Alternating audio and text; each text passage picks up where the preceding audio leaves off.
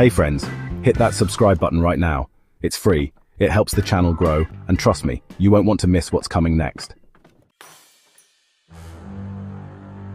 They say St. Mary's Hospital in rural Ohio closed its doors permanently in late 1987 after a devastating fire tore through the East Wing on a cold December night.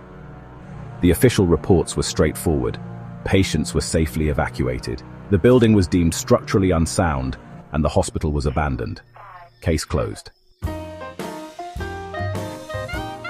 But the locals, they never believed the official story. They never forgot the screams that echoed through that December night. And they sure as hell never forgot the rumors that some patients were left behind. For decades, St. Mary's stood like a rotting monument on the edge of town, its broken windows staring out like hollow eyes. The brick facade was covered in ivy and decay. Inside, rusted hospital beds lined the corridors, medical charts scattered across water-damaged floors, and wheelchairs sat frozen in hallways as if their occupants had simply vanished mid-journey. Teenagers, of course, made it a rite of passage. They'd dare each other to sneak inside through the busted loading dock entrance, armed with flashlights and, honestly, way too much false courage. Most made it to the lobby before running back out, hearts pounding. Some claimed they heard whispers. Others swore they felt cold hands brushing against their necks in the dark. But everyone agreed on one thing. The moment you stepped inside those corridors, the air changed. It became heavy, suffocating, like the building itself was breathing. Like someone, or, something, was watching your every move. This brings us to October 2019. A group of 5 college students from a nearby university decided they were going to be different. They weren't just thrill seekers looking for a cheap scare. They wanted proof, evidence, content for their paranormal investigation YouTube channel that barely had 200 subscribers. Their names were Jake, the skeptic with the camera; Madison, the psychology major who believed in spirits; Chris, the jock who wouldn't admit he was terrified; Alyssa, the quiet one who researched local legends; and Tommy, the tech guy managing audio equipment. They arrived just after midnight on a Saturday, the October fog rolling across the empty parking lot like something out of a horror movie. The building loomed before them, darker than the surrounding night, as if it absorbed light instead of reflecting it. All right, folks, we're doing this. St. Mary's Hospital. Let's see if the legends are real or just small-town bullshit. They entered through the loading dock, their flashlight beams cutting through decades of dust. The smell hit them immediately: mildew, rot, and something else. Something chemical and sweet, like old medicine left to decay. The first floor was exactly what they expected. Graffiti covered the walls, crude tags, vulgar phrases, the usual teenage rebellion. Exam rooms with shattered equipment. A pharmacy with empty shelves and broken glass crunching beneath their feet. An operating theater where surgical lights hung at crooked angles like metal vultures. It was eerie, sure, but nothing supernatural, nothing worth uploading. They moved to the second floor. More of the same. Patient rooms with mattresses covered in black mold. A nurse's station where clipboards and medication cups still sat, as if the staff had just stepped away for lunch and never returned. This is where it happened. December the 15th, 1987. Fire started around 3 in the morning in the East Wing. They claimed everyone got out safely, but what? There were rumors, witnesses who said they saw patients trapped in upper floor windows, firefighters who refused to talk about what they found, and the hospital administration sealed all the records before shutting down. Cover-up theory. Classic. Let's keep moving.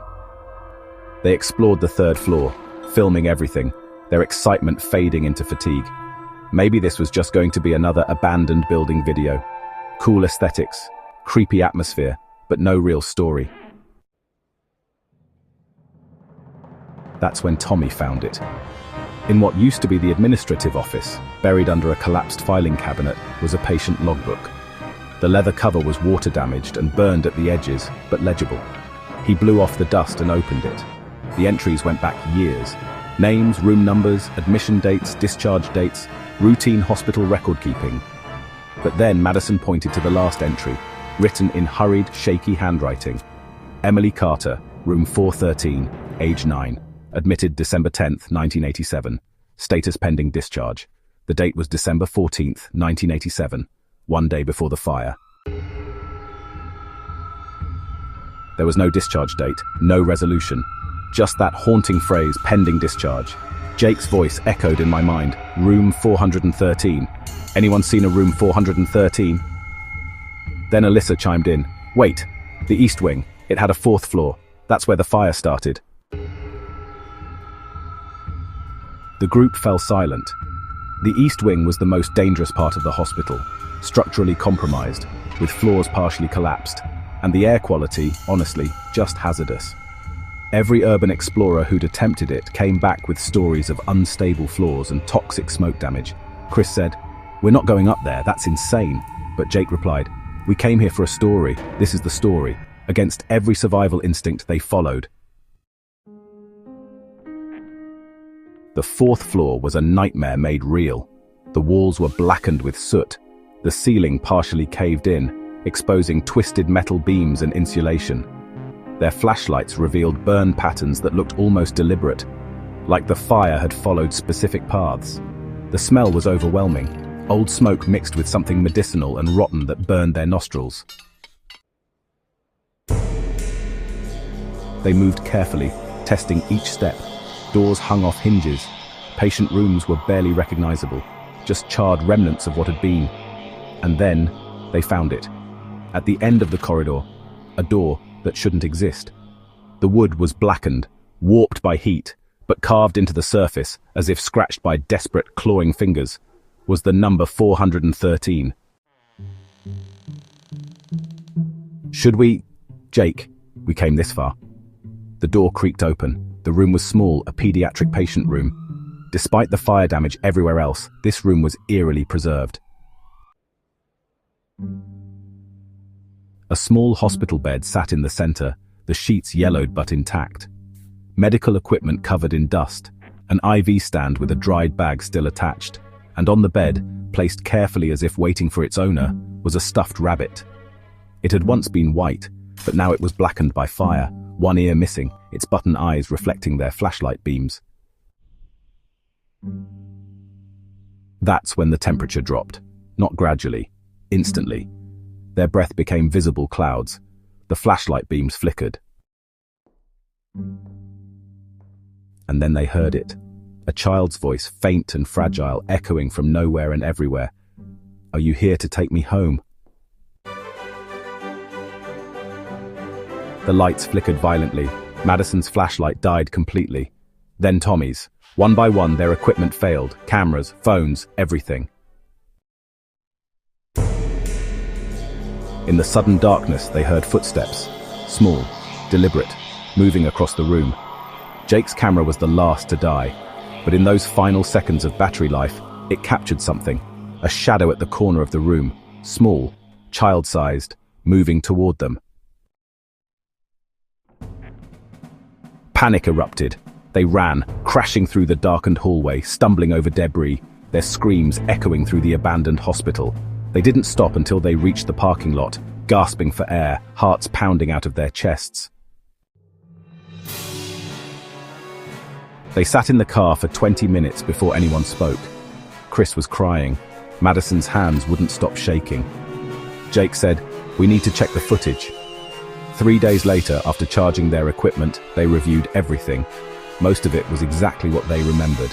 Abandoned hallways, creepy atmosphere, the logbook, the climb to the 4th floor. But the footage from room 413 was different, impossibly different. When they watched the final moments before the battery died, the hallway outside the room had changed. It wasn't abandoned anymore. It was alive. Pristine white walls, functioning lights, nurses and doctors in 1980s medical attire rushing past in fast forward, as if decades were compressed into seconds. And in the middle of the frame, standing perfectly still while chaos moved around her, was a little girl. She wore a faded hospital gown, her blonde hair tangled, her feet bare. She held the charred, stuffed rabbit against her chest. Her face was pale, her eyes dark and hollow. She looked directly into the camera, directly at them, and smiled. Not a happy smile. A sad, lonely, desperate smile. Don't leave me again. None of them ever spoke publicly about St. Mary's Hospital again. Jake deleted the footage and quit the channel. Madison transferred schools. Chris sought therapy. Tommy moved back home to California. Alyssa burned all her research. But, you know, the locals say if you're foolish enough to enter St. Mary's Hospital, and if you actually make it to the burned East Wing, if you call out Emily Carter's name, you'll hear the sound of small footsteps following you through the corridors.